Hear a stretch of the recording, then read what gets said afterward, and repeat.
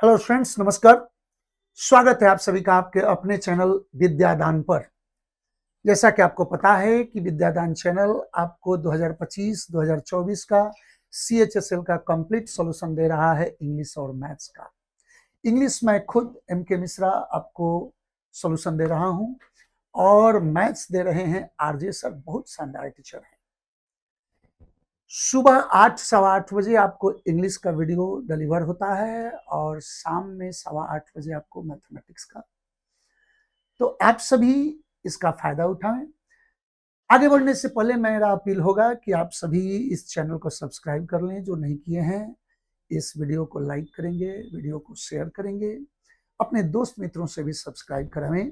और हमारा ऐप है कंपटीशन प्रो, इस पर बहुत अच्छे अच्छे कोर्स मौजूद हैं। English, reasoning, maths, GK, GS सबका आपको कोर्स मिल जाएगा फाउंडेशन और सुपर फाउंडेशन फॉर्म में। तो आप उस कोर्स को भी अवेल कर सकते हैं। तो कंपटीशन प्रो ऐप को भी प्ले स्टोर से डाउनलोड करें। चलिए शुरुआत करते हैं सेशन का। ध्यान दिया जाए, करें कि choose the one word substitute. OWS यहाँ पर हमको चुनना है। ध्यान दिया जाए, वन वर्ड सब्सटीट्यूट चुनना है फॉर द बिलो सेंटेंस। इस सेंटेंस के लिए OWS क्या होगा, थोड़ा सा विचार करो। करें कि रोहित जेनरसली सपोर्टेड। रोहित ने उदारता पूर्वक सपोर्ट किया दोज इन नीड। वे लोग जो जरूरत में थे यानी जरूरतमंदों को सपोर्ट किया। Always finding joy in offering help through his thoughtful gifts and financial assistance. और हमेशा उसको प्रसन्नता होती है औरों को मदद करने में, किसी को गिफ्ट देने में, किसी को जरूरत के वक्त उसके काम आने में। तो एक बात बताया जाए कि यदि कह रहा है कि रोहित जनरसली सपोर्टेड, बड़ी उदारता से सपोर्ट किया जरूरतमंदों को, उसको हमेशा अच्छा लगता है किसी को मदद करना, मदद हेल्प ऑफर करना, हाँ, गिफ्ट के माध्यम से या फाइनेंशियल असिस्टेंस के माध्यम से। तो इसका मतलब है कि रोहित जो है उदार है, दानी है, परोपकार का भावना रखता। ऐसे व्यक्ति को क्या कहा जाता है, देखा जाए। देखिए, फिलैंथ्रोपिस्ट का अर्थ भी होता है परोपकारी, ये भी होता है दानी, परोपकारी, दूसरों को कल्याण करने वाला या कल्याणकारी। अब ऑप्शन देखा जाए, और बेनिफैक्टर कौन होता है, तो ये भी दानी है, परोपकारी है। लेकिन ध्यान दिया जाए, किसी व्यक्ति विशेष के लिए अगर कोई फायदेमंद हो जाए, मददगार बन जाए, तो उसके लिए वो बेनिफैक्टर हो जाता। तो ये भी परोपकारी है, लेकिन ये भी दानी है, लेकिन पर्टिकुलर सेंस में। और स्पॉन्सर कौन होता है, तो ये वह संस्था या व्यक्ति जो किसी ऑर्गेनाइजेशन को कहें या किसी आयोजन को अगर वित्तीय अनुदान देता हो तो उसको स्पॉन्सर कहा जाता है। तो इसको आयोजक कह सकते हैं। ध्यान दिया जाए, ये क्या है, तो यह आयोजक है। डोनर होता है दानी, कोई भी व्यक्ति छोटा या बड़ा कुछ भी अगर दान दे दिया तो वो क्या है, डोनर है। अब हमारा यहाँ सेंस क्या होना चाहिए, तो वो ये इस व्यक्ति को मदद करने में खुशी मिलती है या लोगों को जरूरत में मदद करता है। इसका मतलब कि इसका रेंज बड़ा है, ब्रॉड सेंस है। तो यहाँ पर फिलैंथ्रोपिस्ट होना चाहिए। नेक्स्ट बात करता हूं, आइडेंटिफाई द इनकरेक्ट सेंटेंस। उस सेंटेंस को चुनिए जो इनकरेक्ट है। थोड़ा सा विचार कीजिएगा। करे कि eating too much his health was spoiled. करा है क्या कि बहुत ज्यादा खाने से उसका शरीर, उसका स्वास्थ्य बर्बाद हो गया। एक बात बताइए, ये ईटिंग टू मच क्या है, तो उसका हेल्थ बर्बाद होने से का कारण है। तो कारण कभी ऐसे नहीं दर्शाया जा सकता, हमको कहना पड़ता है कि because of eating too much his health was destroyed, यानी बहुत ज्यादा खाने के वजह से, खाने के बदौलत उसका हेल्थ बर्बाद हो गया। बिकॉज ऑफ का प्रयोग कर सकते, ओविंग टू का प्रयोग कर सकते, ड्यू टू का प्रयोग कर सकते, तब जाकर यहाँ रीजन दर्शाया जाता। और नहीं तो एक और भी ऑप्शन था कि ईटिंग टू मच, ये सब हटा देते और कहते एक्टिव में कि eating too much spoiled his health. बहुत ज्यादा खाना उसके स्वास्थ्य को बर्बाद कर दिया है। तो ऐसी बनावट होता, मतलब कि ये सेंटेंस गलत है। इस ईटिंग टू मच का कोई औचित्य यहाँ नहीं है। आगे देखता हूं। Most people don't like being disturb. अधिकांश लोग डिस्टर्ब होना पसंद नहीं करते। देखिए, मोस्ट पीपल डोंट लाइक सही है, जेरंड का पैसिव हो गया, तो बीइंग डिस्टर्ब, डिस्टर्ब किया जाना पसंद नहीं करते। वाइल दे आर वर्किंग, जिस वक्त वो काम कर रहे हो, तो ये बनावट बिल्कुल सही है। ये बनावट सही है। ये सेंटेंस गलत था, ये बनावट सही है। फॉर ए लॉन्ग टाइम, लंबे समय तक, पीपल थॉट, लोग ये माना करते थे, that the world was feared, that people could fall off the edge. हाँ, कर रहा है कि दुनिया ऐसी स्थिति में थी, लोगों का यह मानना था कि वर्ल्ड जो है, दुनिया, उसका एक छोर है जहां से इंसान कभी भी खतरा का शिकार हो सकता है, जहां वो गिर सकता है, ये सेंस है। तो बनावट ग्रामर के दृष्टि से for a long time adverb है। पीपल थॉट, लोगों का मानना है, दैट द वर्ल्ड वाज, दुनिया समतल है, ऐसे है, and that people could fall off the edge, और उसके कगार से लोग गिर सकते हैं। तो ये बनावट बिल्कुल सही है, यहां भी दिक्कत नहीं है। You have to be a millionaire, आपको करोड़पति बनना है। हाँ, टू शॉप इन हैरोड्स, का नाम है किसी जगह का, जहां आप हैरोड्स में शॉपिंग करेंगे। Everything is so expensive there, सब कुछ वहां पर महंगा है। तो ये भी बनावट सही है। ये तीनों का बनावट सही है, ये बनावट गलती है। आंसर नंबर कौन होगा? ए होना सही। नेक्स्ट बात करते हैं। Identify the grammatical error in the sentence below. यहां ग्रामेटिकल एरर, कॉमन एरर का क्वेश्चन। देखिए, the borrower must return, borrower subject है, मस्ट ऑक्सिलियरी वर्ब है, रिटर्न मेन वर्ब, बिल्कुल सही है। The borrower must return the book, borrower को किताब बिल्कुल लौटा देना चाहिए। विल डन विथ रीडिंग, यदि वो उसको पढ़ लिया हो, यदि उसकी पढ़ाई पूरी हो गई हो, तो वो किताब को लौटा देना चाहिए। यहां तक बिल्कुल बनावट सही है कि मस्ट रिटर्न द बुक, लेकिन यहां विल किस लिए दिया है, इसका कहीं कोई औचित्य नहीं है। होना क्या चाहिए कि यदि वो पढ़ाई खत्म कर लिया हो, तो ऐसी स्थिति में इफ डन विथ रीडिंग, यदि पढ़ाई उसकी खत्म हो गई हो, तो उसको रिटर्न कर देना चाहिए। इफ के जगह आप वेन का भी प्रयोग कर सकते हैं। वेन डन विथ रीडिंग, जब उसकी पढ़ाई खत्म हो गई हो, तो उसे रिटर्न कर देना चाहिए। तो ऐसी स्थिति में विल का प्रयोग गलत है। यहाँ आंसर क्या होना चाहिए? Answer number D. नेक्स्ट बात करते हैं। Fill in the blank with most appropriate prepositions. ध्यान दिया जाए, यहां प्रेपोजिशन चुनना है। The new regulation was aimed reducing carbon emissions in urban areas. नया नियम का जो उद्देश्य था, वो इस उद्देश्य से लाया गया कि शहरी क्षेत्रों में कार्बन एमिशन को कम किया जाए। तो एक बात बताइए, यहाँ द न्यू रेगुलेशन, नया नियम, वाज एम्ड, उसका उद्देश्य है। तो ध्यान दिया जाए, एम का अर्थ होता है किसी चीज पर लक्ष्य साधना का उद्देश्य बताना। एम अपने साथ हमेशा प्रीपोजिशन ऐड लेता है। ऐसे भी पैसिव स्ट्रक्चर के दायरे में ये पढ़ने को मिलता है कि surprised, shock, alarm, astonished, puzzled, aimed, इनके साथ पैसिव स्ट्रक्चर में प्रीपोजिशन ऐड आता है। तो ध्यान दिया जाए, यहां वाज एम्ड के साथ ऐड होना चाहिए। ऑप्शन नंबर कौन बनेगा? कर है कि fill in the blank with the most appropriate phrasal verb. सही फ्रेजल वर्ब से यहां फिलर चुनना है। थोड़ा सा ध्यान दिया जाए, फ्रॉन अपॉन होता है भौं चढ़ाना, गुस्सा करना। तो ये क्या है? तो भौं चढ़ाना, गुस्सा करना, गुस्सा करना। आगे देखता हूं, ब्रश ऑफ का होता है, तो ब्रश ऑफ का अर्थ होता है अनदेखा करना, कोई चीज इनकार करना। तो ये हो गया अनदेखा करना, ये हो गया इनकार करना। ध्यान दीजिएगा। पास द बक का अर्थ क्या होता है? तो जिम्मेदारी टालना, जिम्मेदारी से बच के निकलना। तो ये पास द बक होता है जिम्मेदारी न लेना या जिम्मेदारी टालना। टच ऑन क्या है? तो किसी चीज के बारे में आंशिक व्याख्या यदि है, किसी चीज के बारे में थोड़ा सा अगर हम व्याख्या कर रहे हैं, थोड़ा सा कुछ कर रहे हैं तो टच ऑन है। तो ध्यान दिया जाए, ये क्या हो गया? तो आंशिक व्याख्या हो गया। अब ऑप्शन जरा सा ढूंढो क्या होगा।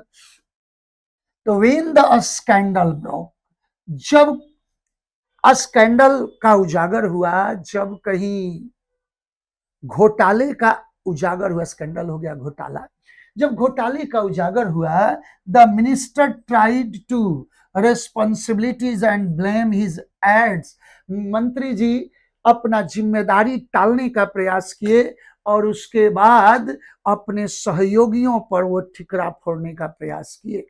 तो ऐसी स्थिति में try to pass the buck होना चाहिए, ऑप्शन नंबर सी। नेक्स्ट बात करता हूं, select the most appropriate synonym of the word. यहां सिनोनिम चुनना है, जरा सा देखा जाए क्या है। तो माइथोपोइक क्या होता है? तो देखिए, आप लोग जानते होंगे मिथ का अर्थ पुराण होता है, काल्पनिक कथाओं को मिथ कहा जाता है, और उसी से क्या आया? तो ऑप्शन आ गया मिथोपोइक। तो ध्यान दिया जाए, माइथोपोइक जो होते हैं पौराणिक कथाओं के लेखक, यानी पौराणिक कथाकार कहा जाता है। तो ऐसी स्थिति में देखा जाए ये क्या हो गए? तो पौराणिक कथाकार। अब ऑप्शन देखा जाए, डिस्ट्रक्टिव क्या है? तो डिस्ट्रक्शन होता है विध्वंस, डिस्ट्रक्टिव हो गया विध्वंसकारी, याद रखा जाए। तो यहां क्या हो गया? ये हो गया विध्वंसकारी। आगे बात करता हूं, साइंटिफिक तो कोई भी होगा वैज्ञानिक ढंग से वैज्ञानिक रूप से। हाँ, मीथ मेकिंग ये हो गया, मीथ का अर्थ होता है पुराण, तो पौराणिक कथाओं को बनाने वाला, यानी ये हो सकता है पौराणिक कथाकार हो सकता है। आगे देखिएगा, रियलिस्टिक, जो हकीकत में जीता हो, वास्तविकता पर आधारित कोई चीज हो, तो ये रियलिस्टिक होगा। तो ये क्या है? वास्तविक, वास्तविक के सेंस में आए। अब बोला जाए आंसर क्या होगा? तो आंसर हमारा सी हो गया, मिथ मेकिंग होना चाहिए। नेक्स्ट बात करता हूं, choose the best option to replace the underline part to improve the given sentence. यहां इंप्रूवमेंट का क्वेश्चन है, देखा जाए। My sister is very good at children, कह रहा है क्या कि मेरी बहन बच्चों के बारे में बहुत अच्छा जानकारी रखती है, यानी बच्चों में उसकी पकड़ बहुत अच्छी है। एक चीज ध्यान दो, यहां लिखा हुआ है कि माई सिस्टर इज गुड एट, तो गुड के साथ एट होता है, ऐसा नहीं है कि गुड में एट नहीं होता, लेकिन किस चीज के लिए होता है? तो किसी सब्जेक्ट पर, किसी विषय वस्तु पर यदि किसी का पकड़ का स्थिति अच्छा हो, तब गुड एट होता है। मेरा मैथमेटिक्स अच्छा है, I am good at mathematics, I am good at English, I am good at swimming. तो याद रखा जाए, किसी एक्टिविटी में, किसी बात पर अगर पकड़ की स्थिति सही हो तो गुड के साथ एट आता है। लेकिन यहां पर कोई ये सब्जेक्ट नहीं है, ये चिल्ड्रेन है, तो बच्चों में उसकी पकड़ अच्छी है, तो ऐसी स्थिति में गुड एट नहीं, इन का प्रयोग होना चाहिए, क्योंकि बच्चों के बीच उसकी पकड़ अच्छी है, बच्चों में पकड़ अच्छी है, तो यहाँ इन का प्रयोग होगा, गुड इन चिल्ड्रेन होना चाहिए। नेक्स्ट बात करता हूं, which of the following sentences uses the word arm with different meaning from the others? देखिए, आर्म शब्द का प्रयोग किया गया है इन सेंटेंसेस में, और इनमें एक जो है औरों से भिन्न प्रयोग है। पहले देख लिया जाए, पहला एक आर्म का अर्थ देखें, तो पहला आर्म हमारा बाण हो गया, दूसरा आर्म हमारा औजार या हथियार हो गया। ध्यान दें, युद्ध सामग्री आर्म है, आर्म्स भी होता है, ध्यान दिया जाए। इसके बाद आर्म का एक और भी अर्थ होता है, आर्म का अर्थ होता है सहारा देना भी होता है। अब ऑप्शन देखा जाए, ही ब्रोक हिज आर्म, उसने अपना बांह तोड़ लिया। ध्यान दिया जाए, वाइल प्लेइंग फुटबॉल, फुटबॉल खेलते वक्त वो अपना बांह तोड़ लिया। तो ऐसी स्थिति में आर्म बां है। The armies personal developed advanced arms and missile systems. कह रहे हैं कि आर्मी के जो कर्मचारी थे वो अस्त्र शस्त्र और मिसाइल का एक एडवांस स्वरूप तैयार किए। तो यहां पर आर्म्स क्या है, तो ये हमारा अस्त्र कहिए या हथियार कहिए, इस सेंस में यूज हो रहा है। ड्यूरिंग द कॉन्फ्लिक्ट, झड़प के दौरान, both sides used highly advanced arms, ये भी हथियार का सेंस है, ध्यान दिया जाए।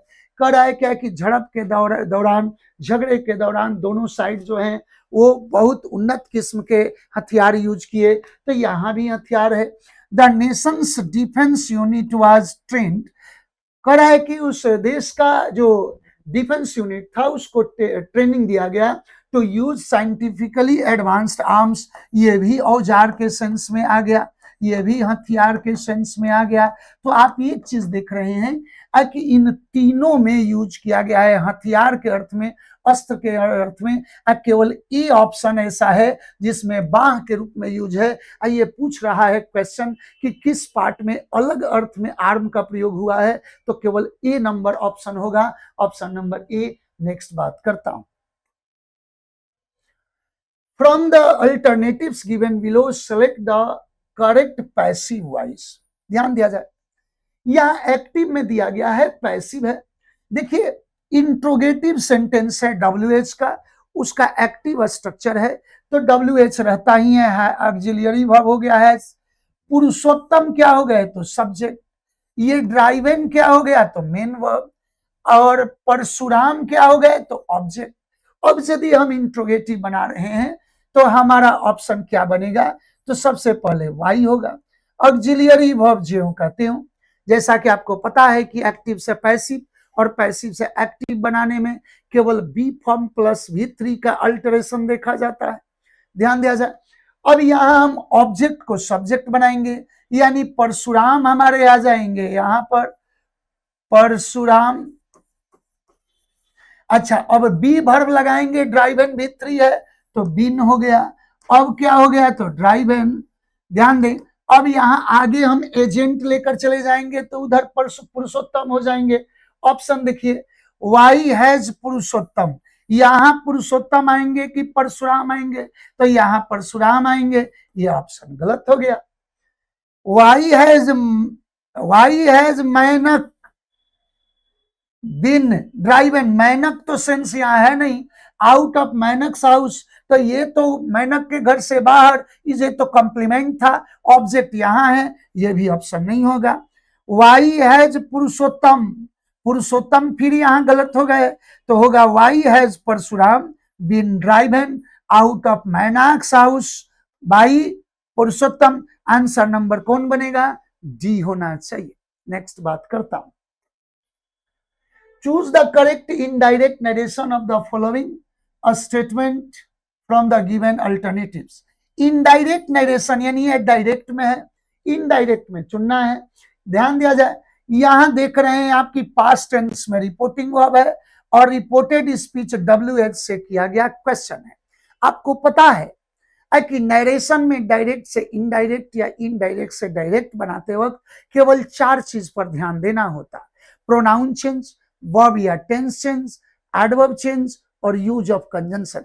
यदि इन 4 चीजों पर हम ध्यान दें तो हमारा नरेशन आसानी से बन जाएगा। देखिए यहां प्रश्न हो रहा है तो सेड टू को आस्क्ड में बदल दीजिए, कमा इन्वर्टेड कमा के बदले यही WH होगा। अब यहां से इसका स्टेटमेंट को अफर्मेटिव बनाएंगे तो आई हो गया मैन के आधार पर, तो व्हाट ही हैड डन होना चाहिए, ही हैड डन टू। अच्छा, यू किस में बदल जाएगा, तो ऑब्जेक्ट के आधार पर वाइफ के लिए क्या हो जाएगा, हर। आगे दैट, फिर यू हो गया तो सी हो गया, आर वॉज में बदल जाएगा, ट्रीटिंग मी हो गया मैन के आधार पर, तो वॉज ट्रीटिंग हिम हो जाना चाहिए, सो क्रूरली। अब ऑप्शन देखा जाए, the man asked his wife, बिल्कुल सही है। यहां दैट और व्हाट दोनों लगा दिया, जबकि नरेशन का एक रूल है कि यदि रिपोर्टिंग वर्ब पास्ट टेंस में हो और रिपोर्टेड स्पीच WH क्वेश्चन हो तो कमा इन्वर्टेड कमा के बदले उस WH को ही कनेक्टर बनाया जाता, यहां दैट की एंट्री नहीं होती, तो ये ऑप्शन नहीं हो सकता। The man asked his wife what he had done to her, सही है, दैट सी। अब देखिए यहां ट्रीटेड कर दिया, जबकि यहां पर कंटिन्यूअस टेंस है तो वाज ट्रीटिंग होना चाहिए था, ये ऑप्शन भी नहीं हुआ। फिर कह रहा है कि the man asked his wife what he had been doing, perfect continuous बना दिया, जबकि ये परफेक्ट टेंस है तो पास्ट परफेक्ट होना चाहिए, ये ऑप्शन नहीं हुआ। ये कह रहा है कि the man asked his wife what he had done, ठीक है, past perfect, to her, that she was treating him, एकदम सही है। ऑप्शन नंबर कौन बनेगा? डी। जो लोग कंपटीशन की तैयारी कर रहे हैं, मैथ्स, इंग्लिश, रीजनिंग, जीएस, चारों सब्जेक्ट को बैलेंस करके तैयारी करें, स्कोर अच्छा होगा। अगर चारों सब्जेक्ट बैलेंस में तैयारी होगा तो ध्यान रखें, हर स्टूडेंट का 2 सब्जेक्ट स्ट्रॉन्ग होता है और 2 सब्जेक्ट मीडियोकर होता है। तो ध्यान दिया जाए कि जो स्ट्रॉन्ग सब्जेक्ट है उससे मीडियोकर आपका जो सब्जेक्ट है उसका भी स्कोर मैनेज किया जाता है, तब आप हाई स्कोरर बन पाते हैं। ऐसे तो सब में एक्सीलेंसी चाहिए, लेकिन यदि अगर 2 सब्जेक्ट आपका कोई थोड़ा वीक भी पड़ता हो तो उसकी भरपाई अपने स्ट्रॉन्ग होल्ड से किया जाता, इस तरह आप स्कोर कर पाते। चलिए ध्यान दिया जाए।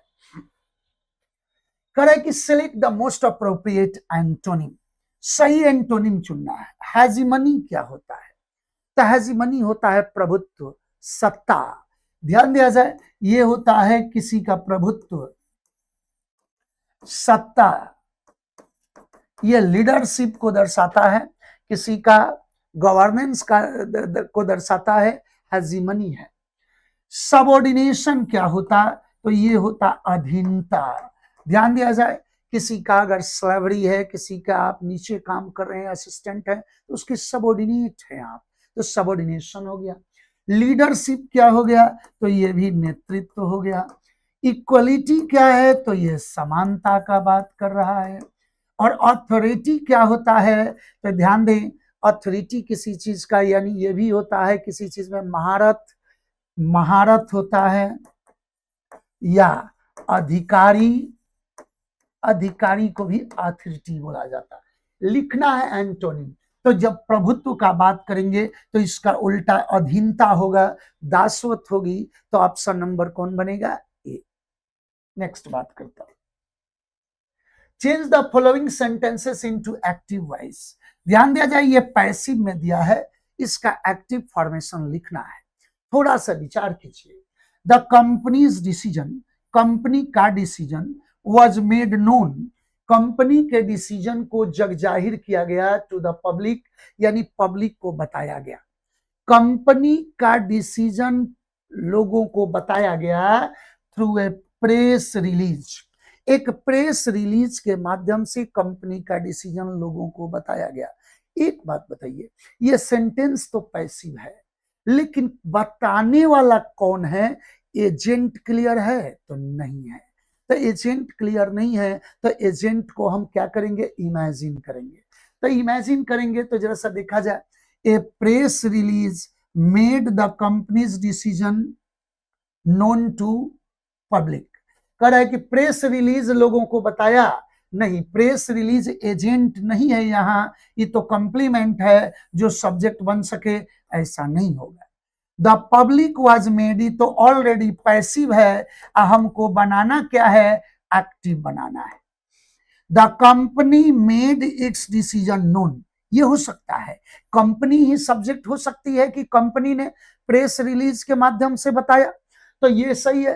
Company made its decision known to the public through a press release, बिल्कुल ये सही है। A press release was used, ये फिर पैसिव हो गया, तो आंसर क्या होना चाहिए? सी होना चाहिए। नेक्स्ट बात करता हूं, आप सभी इस सेशन को ज्यादा से ज्यादा संख्या में शेयर करेंगे। अपना कमेंट्स, अपना सुझाव जरूर देंगे। और जो लोग चैनल को सब्सक्राइब नहीं किए हैं वो सब्सक्राइब करें। बहुत अच्छा सर्विस मैं यहाँ देने जा रहा हूँ आपको। यह हमारा नया चैनल है विद्यादान, जिस पर फिलहाल इंग्लिश और मैथ्स का मैं सॉल्यूशन दे रहा हूँ। CHSL 2025 और 2024 का, आगे MTS का भी सॉल्यूशन दूंगा। चलिए आगे बढ़ता हूँ। ध्यान दिया जाए, कह रहे कि choose the most suitable option to replace the highlighted part of the sentence. यहाँ इंप्रूवमेंट का क्वेश्चन है, देखा जाए। These aspects will be tested while dealing with the emerging scenario in our western neighborhood। कह रहा है कि ये सब एस्पेक्ट्स जो हैं, इन सब पहलुओं का को जांचा जाएगा इस परिस्थितियों से डील करते वक्त। हमारे पश्चिमी पड़ोसियों के साथ जो सिनारियो चल रहा है, जो परिस्थितियां चल रही हैं, उसमें इन परिस्थितियों को भी, इन पहलुओं को भी जांचा जाएगा। तो दिस एस्पेक्ट्स, एक बात बताइए, दिस के बाद हम नाउन कैसा यूज करेंगे? तो सिंगुलर यूज करेंगे। दीज दोज के बाद नाउन प्लूरल यूज होता है। तो दिस एस्पेक्ट्स, इसका मतलब कि यहीं पे बनावट पहला गलत मिल गया। अब ध्यान दिया जाए, तो दिस में एस्पेक्ट्स यहां भी लगाया, गलत है। दिस एस्पेक्ट्स यहां भी लगाया, गलत है। दिस एस्पेक्ट्स यहां भी गलत है। अच्छा, दीज एस्पेक्ट्स, ये तो सही है, दीज के साथ तो एस्पेक्ट्स हो सकता है, तो यही आंसर होगा। Will be tested while dealing, answer number कौन बनेगा? D. Select the option that expresses the given sentence in direct voice। ध्यान दिया जाए, यहां डायरेक्ट नरेशन में इसको बदलना है, इनडायरेक्ट में दिया हुआ है। तो जब डायरेक्ट से इनडायरेक्ट या इनडायरेक्ट से डायरेक्ट बनाना होता तो चार चीज पर हम बात करते: प्रोनाउन चेंज, वर्ब या टेंस चेंज, एडवर्ब चेंज और यूज ऑफ कंजंक्शन। देखते हैं, सेड, ही सेड सही है। दैट के जगह कमा इन्वर्टेड कमा, ही सब्जेक्ट के से आया है, इसका मतलब कि यहाँ पहले से आई फर्स्ट पर्सन होगा, तब सब्जेक्ट के अनुसार बदला है। अब यहाँ हैव था, तभी नहीं, ये मेन क्लोज पास्ट टेंस में है, तो आई हैव फिनिश्ड। हीज भी फर्स्ट पर्सन के लिए है, तो माई वर्क। अब ऑप्शन देखिए, ही सेड सही है, आई हैव फिनिश्ड, अब हीज वर्क तो नहीं हो सकता। He said he has finished, he कैसे होगा? ये आई को ही में बदला गया है। He said I have finished my work, ये आंसर सही है। ही सेड ही हैड फिनिश्ड, नहीं, ऑप्शन नहीं। ये तीनों ऑप्शन जो है, जो देखने में लग रहा है अलग अलग अर्थ में जबरदस्ती सिद्ध करना चाहें तो हो भी सकता है। लॉजिक देखिएगा, यदि मान लिया जाए कि कह रहा है कि मैंने उसका काम फिनिश कर दिया, तो थर्ड पर्सन नो चेंज, ऐसे स्थिति में चल सकता था।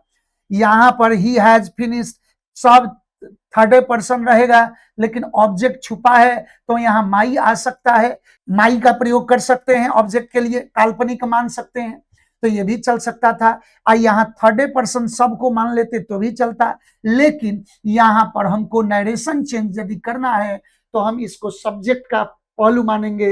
ये सब्जेक्ट का ही पार्ट है, ये भी सब्जेक्ट का ही है, इसलिए फर्स्ट पर्सन के अनुसार बदला है। अतः ऑप्शन नंबर सी। ये सब आपको जबरदस्ती आंसर निकालने को होता है, ध्यान दिया जाए। What is the antonym of contumacious? Contumacious का अर्थ क्या होता है? तो धृष्ट, उदंड।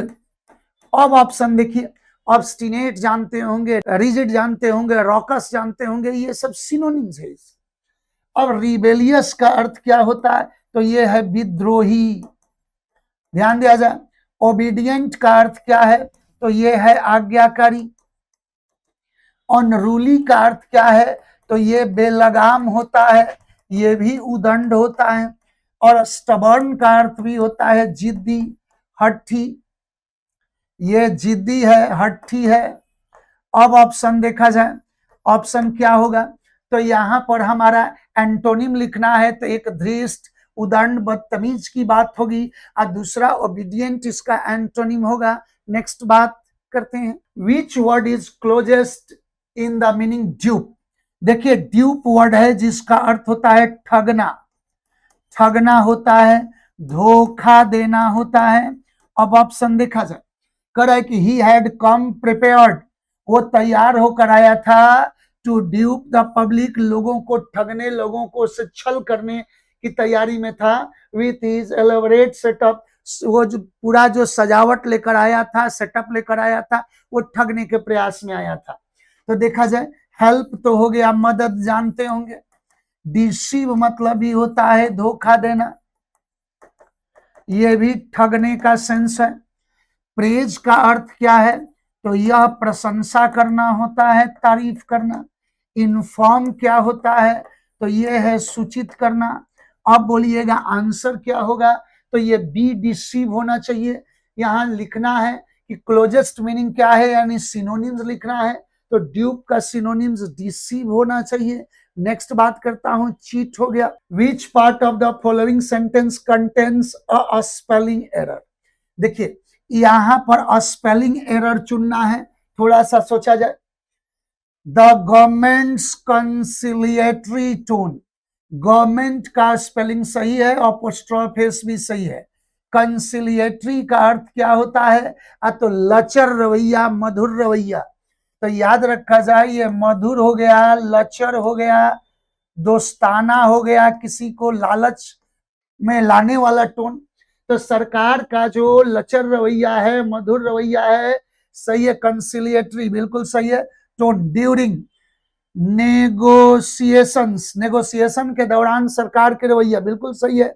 बिलाइड, बिलाई मतलब होता है झुठलाना, झूठा साबित करना, वो झुठला दिया गवर्नमेंट के लिए, इट सही है। यही गलती हो गया। इन ट्रांसिजेंस ऑन की रिफॉर्म्स, तो इन ट्रांसिजेंस का अर्थ क्या है? तो यह स्पेलिंग गलती है। INTRANSIGENCE, ये सिद्धांत होता है, ये जिद होता है। सरकार का जो अडिग रवैया है की पॉलिसी रिफॉर्म्स पर, उसको उसने झुठला दिया। सरकार का जो लचर रवैया था, वो उस सिद्धांत को, अपने ही सिद्धांत को झूठा साबित कर दिया कि उसका कोई स्ट्रिक्ट पॉलिसी है। तो ऑप्शन नंबर कौन बनेगा? थर्ड होना चाहिए। थर्ड किस ऑप्शन में है? तो हमारा ऑप्शन यहां है थर्ड, यानी इन ट्रांसिजेंस। 4 नंबर पर डी ऑप्शन होना चाहिए। Which part of the sentence contains a spelling error? यहां भी स्पेलिंग का एरर है, थोड़ा सा ध्यान दीजिएगा। हर कुलिनरी रेपर्टायर, ध्यान दिया जाए, कुलिनरी होता है पाक कला, ये कुलिनरी का स्पेलिंग में डबल एल नहीं होगा, ये सिंगल एल होगा। CULINARY, culinary. रिपर्टायर हो गया क्या? तो प्रदर्शनी, प्रदर्शन यानी कला का प्रदर्शन जो होता है, उसे हम रिपर्टायर बोलते हैं। प्रदर्शन की तैयारी, उसका जो पाक कला का प्रदर्शन है, इंक्लूडेड डेलिकेसीज, उसमें बहुत सारे स्वादिष्ट पकवान थे। फ्रॉम पर्सिया, पर्सिया से, द लेवांट, लेवांट से, एंड द आइबेरियन पेनिनसुला, और जो आइबेरिया का पेनिनसुला है, द्वीप है, वहां से है। दार्जिलिंग द जजेज, और वो पूरे जजों के पैनल को वो चकाचौंध कर दिया, समंजस में डाल दिया, अचंभित कर दिया। हमको ज्यादा यहाँ पर सेंस पर नहीं जाना, हमको जाना है स्पेलिंग टेस्ट पर। तो आपका कुलिनरी का स्पेलिंग गलती है। ए फर्स्ट वाला ऑप्शन जो पढ़ रहा है किसमें? बी में, answer number B. Fill in the blank with the correctly spelled word. फिर यहाँ स्पेलिंग का टेस्ट है, जरा सा देखा जाए। The astronomer presented data on phenomena, करा है कि जो एस्ट्रोनोमर है, जो खगोल शास्त्री है, खगोल वैज्ञानिक, वो डेटा प्रेजेंट किया इस घटना पर। किस घटना पर? तो एक्स्ट्रा गैलेक्टिक, एक्स्ट्रा गैलेक्टिक होता है वर्ड, यानी आकाश गंगा से परे। स्पेलिंग हुआ एक्स्ट्रा, यहां है EXTRA, गैलेक्टिक GALACTIC, एकदम यही स्पेलिंग सही है। यह है आकाश गंगा से परे, आकाश गंगा से बाहर का स्थिति को उसने प्रेजेंट किया, तो ये सही है। यहाँ एक्स्ट्रा का TR के बाद ए गायब हो गया, यहाँ डबल एल कर दिया जो गलत है, यहाँ एक्स्ट्रा फिर ए गायब हो गया, यहाँ डबल एल भी कर दिया है, यानी option number A. Which of the following describes alma mater? ध्यान दीजिए, एक तरह से वन वर्ड सब्सटीट्यूट है। अल्मा मैटर क्या होता, तो ये पाठशाला के लिए यूज किया जाता। याद रखा जाए, जिस विद्यालय में आप पढ़े हों उसके लिए, उस पाठशाला के लिए आप क्या यूज करते हैं, अल्मा मैटर। तो ये प्लेस वेयर वन वर्क्स, वह जगह जहां लोग कार्य करता है, नहीं। स्कूल और college, that one has attended, यही होना चाहिए। एक क्लोज फ्रेंड, नहीं। अब फॉरेन लैंग्वेज से लेना देना नहीं, ऑप्शन नंबर कौन बना, बी होना चाहिए। नेक्स्ट बात करते हैं, चलिए आ गए हम लोग पैसेज पर।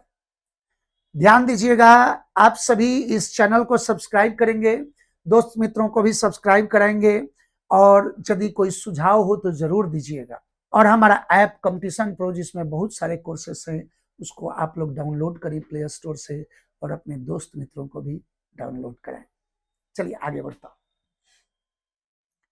कह रहा है कि women's fashion in India has undergone remarkable transformation over the decades, mirroring changes in society, culture and global influences.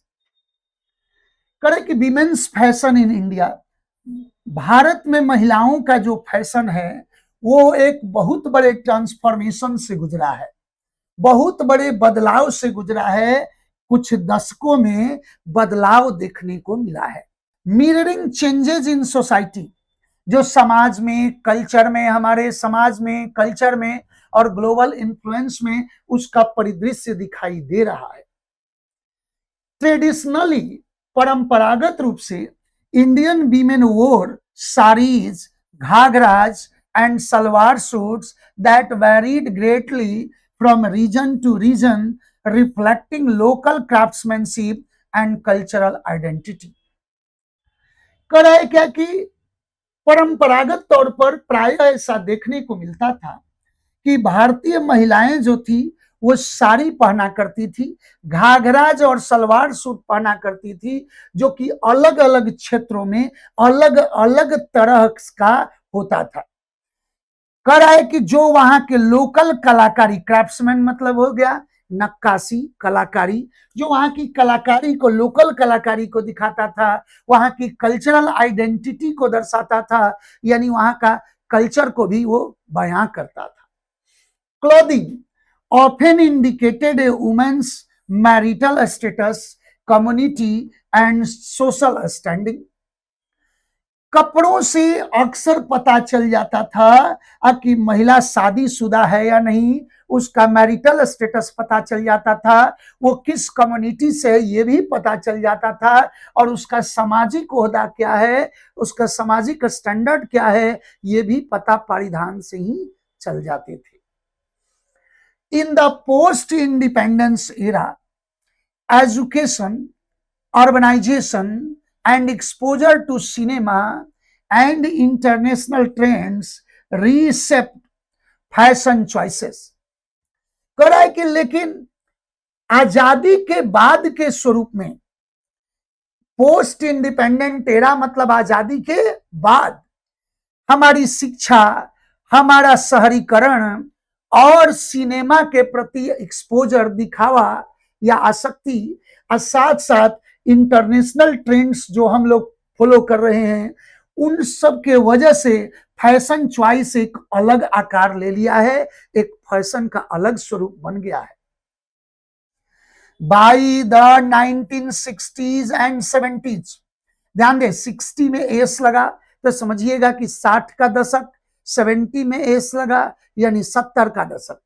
कह रहा है कि 1960 और 70 के दशक तक urban women started adopting western attire like skirts and trousers for daily wear, while still preserving traditional outfits for festivals and ceremonies। 1960 और 70 के दशक तक शहरी महिलाएं जो थी वो पश्चिमी परिधान को अपनाने लगी थी। पश्चिमी परिधान को महिलाएं अपनाने लगी, जैसे स्कर्ट पहनने लगी, ट्राउजर्स पहनने लगी अपने डेली वियर में।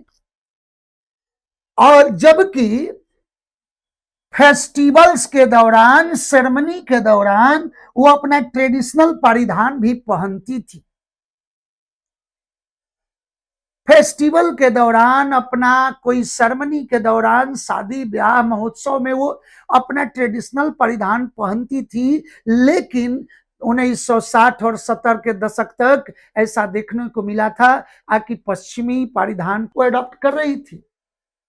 आगे, टुडे, आज, women's fashion in India is an electric mix of old and new.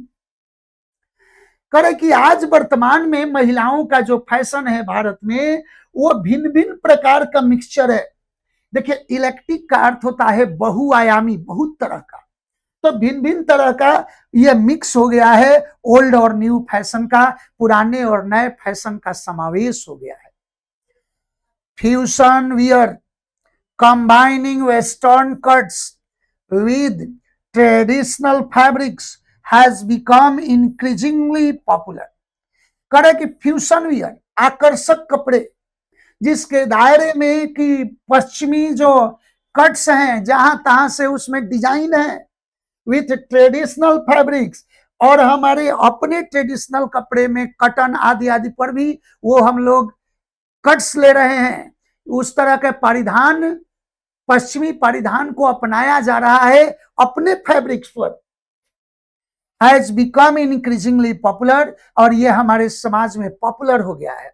Designers are reimagining the sari, giving it modern drapes and pairing it with crop tops और jackets. जो designers हैं वो अब नए अंदाज में, नए डिजाइन की साड़ी आदि आदि को इमेजिन कर रहे हैं। डिजाइनर्स जो हैं वो री इमेजिन कर रहे हैं, फिर से पुनर्विचार कर रहे हैं साड़ियों के डिजाइन पर। गिविंग इट मॉडर्न ड्रेप्स, उसमें आधुनिकता का अंश डाल रहे हैं, आधुनिकता का उसमें डिजाइन डाल रहे हैं, उसमें डिजाइन न कहें बल्कि पेंटिंग्स आदि आदि डाल रहे हैं, ड्रेप्स। इसके बाद करें कि and pairing it with crop tops and jacket, उसके अनुसार बना रहे हैं कि ये टॉप्स और जैकेट्स के अनुसार सूट कर जाए। फिर कह रहा है कि fashion is now seen as a means of self expression. आज फैशन का अर्थ हो गया है अपने आप की प्रस्तुति, अपने आप का एक्सप्रेशन। रिप्रेजेंटिंग कॉन्फिडेंस, फैशन जो है हमारे कॉन्फिडेंस का सूचक हो गया है। इंडिविजुअलिटी, अपनी पहचान, अलग पहचान दर्शाने का तरीका हो गया है। एंड कल्चरल प्राइड, वर्ल्ड कह रहा है कि अपने कल्चर का, अपनी कल्चरल दुनिया का प्रस्तुति का माध्यम हो गया है फैशन। कह रहा है कि world in an ever changing world, ये बहुत तेजी से बदलते हुए दुनिया में फैशन जो है अपने एक्सप्रेशन का जरिया बन गया है, अपने कॉन्फिडेंस का जरिया बन गया है, अपने ट्रेडिशन, परंपरा की प्रस्तुति का जरिया बन गया है। चलिए question. Identify the correct use of A compound adjective. ध्यान दिया जाए, फ्रॉम द पैसेज, पैसेज में जो ये ऑप्शन दिए गए हैं, इनमें कंपाउंड एडजेक्टिव कौन है, पहचानिए। Which of the following phrases from the passage is a compound adjective. आप देख रहे हैं कितना बढ़िया से आपको धोखा देने का प्रयास कर रहा है। क्वेश्चन ये आपको पूरा पैसेज पढ़ाया, और पैसेज में आप स्टोरी में आप उसकी एक्सप्लेनेशन में ध्यान देते रह गए, और यहां से आपको ग्रामर में यह इन करा दिया। तो कंपाउंड क्या होता है, चाहे कंपाउंड नाउन हो, कंपाउंड एडजेक्टिव हो, कुछ भी कंपाउंड होगा ग्रामर में तो वो एक से अधिक वर्ड से मिलकर बना है। कंपाउंड नाउन है फादर इन लॉ, एक वर्ड है, तीन है, एक नाउन है फादर इन लॉ, 3 वर्ड लगा है उसके कंस्ट्रक्शन में, तो वो कंपाउंड बना जाएगा। तो एडजेक्टिव में भी कंपाउंड होगा, इसका मतलब कि एक से अधिक वर्ड वो अपने दायरे में लेगा। देखा जाए, अर्बन वीमेन, तो वीमेन नाउन है, अर्बन एडजेक्टिव है, तो क्या ये कंपाउंड वर्ड है, तो नहीं। क्रॉप टॉप्स, टॉप्स नाउन है, क्रॉप एडजेक्टिव है, क्या क्रॉप कंपाउंड है, तो नहीं। Post independence era, era noun है, पोस्ट इंडिपेंडेंस एडजेक्टिव है, तो ये कंपाउंड हुआ कि नहीं, इसमें दो वर्ड है, यही कंपाउंड होगा। ट्रेडिशनल आउटफिट्स, आउटफिट्स नाउन है और ट्रेडिशनल एडजेक्टिव, तो ट्रेडिशनल कंपाउंड थोड़े हुआ। पोस्ट और इंडिपेंडेंस दो वर्ड मिलकर बना ये एडजेक्टिव। ऑप्शन नंबर कौन बना? सी। Which sentence from the passage contains a relative clause? वाह, फिर ग्रामर का क्वेश्चन। ध्यान दीजिए, रिलेटिव क्लोज कौन होते हैं? तो ध्यान दिया जाए, रिलेटिव दो होते हैं, एक रिलेटिव प्रोनाउन और दूसरा होता है relative adverb. That, WH, if, whether, जब यह एक्सप्लेन करने के लिए किसी चीज को अगर यूज किए जाए तो यह रिलेटिव प्रोनाउन और रिलेटिव एडवर्ब होते हैं। इनसे बना हुआ जो क्लोज होगा वो क्या होगा? रिलेटिव क्लोज होगा। अब ऑप्शन देखा जाए, fashion is now seen as a means of self expression. Fashion को अभी देखा जा रहा है सेल्फ एक्सप्रेशन का माध्यम। क्या यहाँ पर किसी नाउन या आदि का एक्सप्लेनेशन है? तो नहीं, ये नहीं होगा। डिजाइनर्स आर री imagining sari, giving it modern drapes.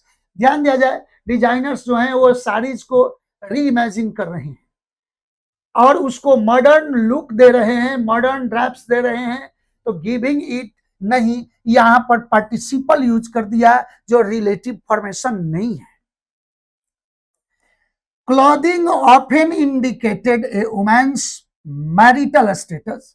Clothing जो है, पहनावा जो है, जो कपड़े का, वो अक्सर दर्शाता था महिलाओं का शादीशुदा स्थिति, कम्युनिटी और सोशल स्टैंडिंग दिखाता था। नहीं, यह भी ऑप्शन एक्सप्लेनेशन नहीं है। ट्रेडिशनली, परंपरागत तौर पर Indian women wore saris, ghagras and salwar suits. करा है क्या कि जो भारतीय महिलाएं थी वो साड़ीज, घाघराज और सलवार सूट पहना करती थी।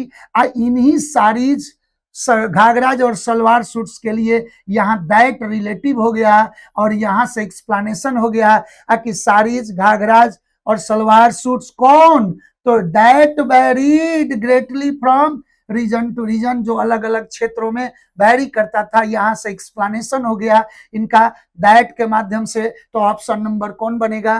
डी होना चाहिए। दैट रिलेटिव प्रोनाउन है, WH, दैट, एज, ये सब रिलेटिव प्रोनाउन के रूप में यूज किया जाता है। ध्यान दिया जाए, relative pronoun, relative adverb. The word electric means, आपको याद होगा मैंने इलेक्ट्रिक का अर्थ बोला था बहुआयामी, भिन्न भिन्न प्रकार के, बहुतायत सोर्स से, कई माध्यम से। तो ये इलेक्ट्रिक क्या हो गया? तो ये हो गया बहुआयामी। एक्सपेंसिव का मतलब खर्चीला कहिए, महंगा कहिए। इसके बाद केयरफुली चूजन, ठीक से चयन किया हुआ, नहीं, ऑप्शन नहीं है। प्योरली ट्रेडिशनल, पूरी तरह से पारंपरिक, नहीं, ये सब ऑप्शन नहीं है। Drawing ideas from many sources, ये होना चाहिए। ऑप्शन नंबर कौन बन गया? डी। और लास्ट क्वेश्चन देखा जाए, what does craftsman mean in the passage. इस पैसेज में क्राफ्ट्समैन का अर्थ क्या था? मैंने नक्काशी बोला था, मैंने कहा था कि नक्काशी की कला जो है, चित्रकारी आदि है, उसको क्राफ्ट्समैनशिप कहा जाता। तो देखा जाए, पुअर क्वालिटी नहीं, घटिया क्वालिटी तो नहीं है। ट्रेडिशनल डांस से रिलेटेड नहीं है। स्किल इन मेकिंग थिंग्स, ये हो सकता है। इंपोर्टेड मटेरियल नहीं, ऑप्शन नंबर सी। आशा करते हैं आप लोगों को सेशन पसंद आया होगा। आप सभी सेशन को दोस्त मित्रों में वीडियो को शेयर कीजिएगा, अपने ग्रुप में शेयर कीजिएगा और सब्सक्राइब जो नहीं किए हैं सब्सक्राइब कर लेंगे। दोस्त मित्रों को भी सब्सक्राइब कराइए। और हमारा ऐप है कंपटीशन प्रो, इसको आप लोग डाउनलोड कीजिएगा ऐप को प्ले स्टोर से। इस पर English, reasoning, maths, GK, GS सबका combined course, complete course super foundation form में मौजूद है। सब आप उसको अवेल कीजिए। चलिए मिलते हैं नेक्स्ट सेशन में। Keep watching, keep learning, keep enjoying, be bold for examination. Thank you, best of luck.